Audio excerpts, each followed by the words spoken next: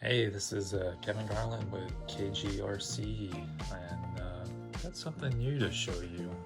If you're on my Facebook or Instagram, you probably already know, but for those on YouTube, I kind of got a new project going on, and no, it's not cleaning up the shop, but let's turn the lights on. This is no RC plane now, is it? It's actually a real plane, as a lot of people would call it. We're building a brand new Zenith 750 Super Duty, and there's the box that it came in. Pretty big box. It barely fit in my RC airplane trailer, which was about 16 feet long. Coming down through here, we already have the horizontal stabilizer pretty much built. We did that 2 days ago, did it in a day. So that's actually the second thing you build. The first thing we built was the rudder, which isn't currently here. We try to hide our pieces so the kids don't play with it. You know, we have a 5-year-old and a 3-year-old, and then almost a year-old kid, so we try to keep things put away. Really the only reason the stabilizer is here is because we'll need it soon for the elevator. So just kind of get a close look here. Bits and pieces and parts over here. Mostly that's a few wing pieces and fuselage pieces. Got the doors right there, part of the canopy. And then the remainder pieces are still in the box. Pretty big gear, FE gear in there. You kind of see the fuel tank underneath there. More windows. Yeah. Parts all kind of laid out here. A lot of these are wing parts. We're kind of going through and kind of checking things off on inventory as we find bits and pieces. And all of this will be put away very soon until we get to that part of the build. And then more bits and pieces in this box. Again, a lot of wing pieces in there. And then here's the elevator that I was working on late last night.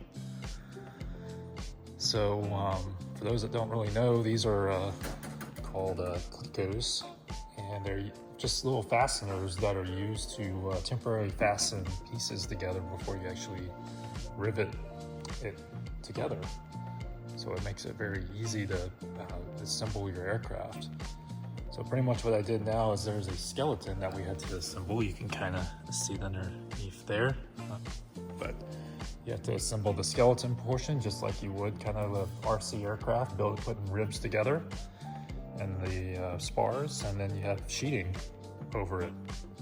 So very similar process. Instead of using glue, you're using clicos to temporarily hold it, and then you use rivets to hold it.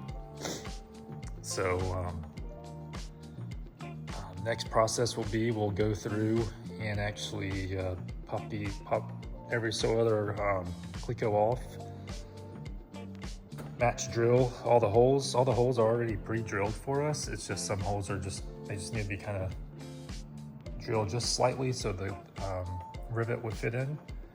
Once that's done, we'll take it off and deburr the bottom and top side where it's needed. So deburring is a very important step when you're building one of these aircraft. Make sure that the rivet gets a nice good clamp and doesn't cause issues in the future, such as cracks or loose pieces. So once we get done deburring, we'll throw everything back together like you see here, and then slowly start taking clicos off and then riveting, and then keep slowly removing clicos and replacing with rivets.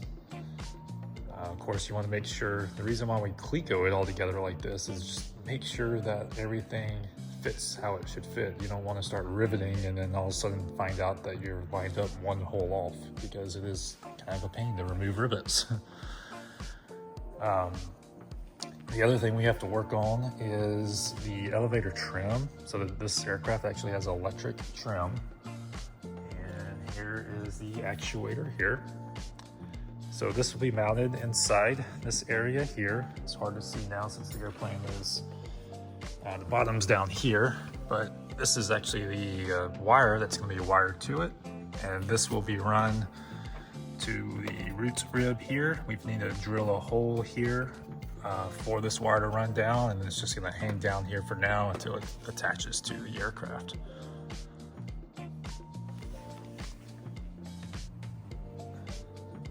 Here are the plans that we look at while we build it. Each part has a part number. So if we look up here, here's item number 1. It's part number, which is the elevator channel. So if we go up here, this is part 1, and there it is right there. And if we look over here, it's actually this part right here. Just another example, here is your skin for the front here. So it's 7, and here's the part number, elevator nose skin, and there's 1 on the left and 1 on the right. Come over here. Here it is here and here. Another cool thing is they label every part to make it easy. So here is the part number here, 6-8. And the way it's kind of written out is SD means Super Duty, 750 horizontal stab, and then 6-8. You come over here, same thing, Super Duty 750 horizontal 6-8, elevator rear skin right. So then you have 6, and you come over here, and there it is. So pretty detailed instructions for the most part.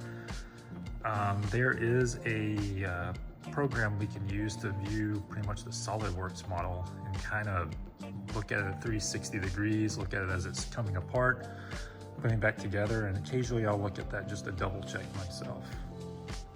Coming over here, these are kind of like your step-by-step instructions. It tells you what part you need, what the part name is or what to do, and then a description of it. So far the instructions they're okay. It definitely requires some previous knowledge of reading, instructions on how to build an RC aircraft for sure. They're not as detailed as some RC planes, but for the most part, it gets it done. Lots of going on YouTube, checking people's YouTube channels. There's actually an EAA builder's log that I'll log into that has other people's builds of this aircraft that I'll check out as well. So a lot of resources online. I could not imagine building this back 20, 30 years ago when there wasn't a lot of resources online. I don't think I would take on such a project, but these days there's so much available online to kind of help you out. So of course, all this really isn't the hard part. Hard part later is going to come up where I'm kind of learning new ways of attaching things to the aircraft, such as wiring and electrical connections and things like that, which I'm sure in the RC world, as you see here, you got plenty of RC planes. I've learned a lot from the RC world that hopefully it'll transfer over to this as well. So, but yeah, we'll kind of keep you guys updated on our process, and we'll try to make a few videos as we go.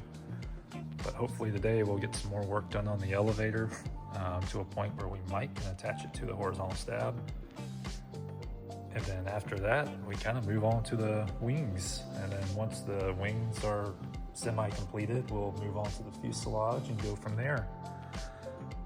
The only really holdbacks right now is the big problem is finding an engine for this. We really don't want a Rotax or Viking or anything like that. We're kind of looking for like a Continental or Lycoming. And right now Lycomings gave us a 3-year wait period for one. So looking out for a motor, we got some options that we're going to look at, and Monday we have a few phone calls to make about the engine. Avionics, we'll keep you guys updated on what we'll run for that. Hopefully that'll be pretty easy to get and install. We plan to keep this one pretty simple because this The main thing for this aircraft is going to be a kind of a backyard aircraft that we take off from our own backyard here and fly around the farm fields here. So it's not going to really be a fancy aircraft that we go and travel across the country with. We'll leave that up to the 182 that we have in the family here. So yeah, any questions, please let me know. Thank you.